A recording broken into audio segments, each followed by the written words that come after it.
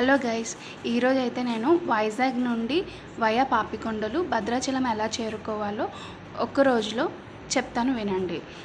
ముందుగా మనం రాజమండ్రిలో ఉన్న పుష్కర్ ఘాట్కి చేరుకోవాలి. అక్కడ మనకి ఎర్లీ మార్నింగ్ వాళ్ళు ఒక టైం చెప్తారండి. ఆ టైంకి మనం వెళ్తే వాళ్ళు బస్ ప్రొవైడ్ చేస్తారు.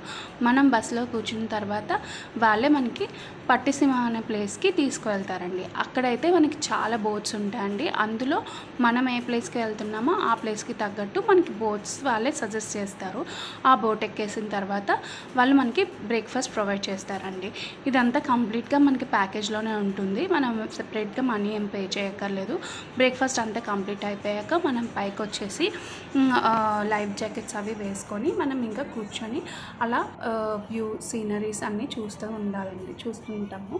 అయితే ఈలోపు మనకి అక్కడ బోట్కి సంబంధించిన వాళ్ళే కొంతమంది ఉంటారండి. ఇది జర్నీ మొత్తం 8.5 hours ఉంటుందండి.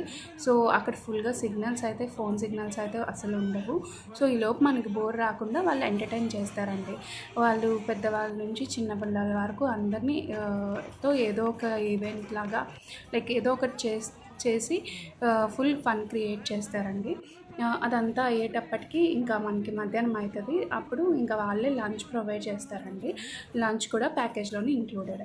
తర్వాత ఇంకా కంప్లీట్గా మనం మళ్ళీ పైకి రావాలనుకుంటే పైకి రావచ్చు, కిందనే కూర్చోవాలనుకుంటే కిందనే కూర్చోవచ్చు.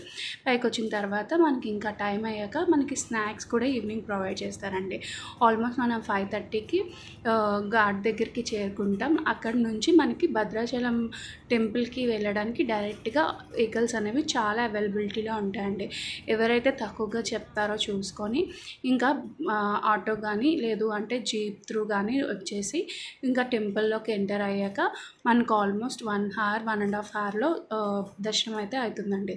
తర్వాత 8 o'clockకి మనకి వైజాగ్ బస్సెస్ ఉంటాయి, ఎక్కేసి వచ్చేయడమే.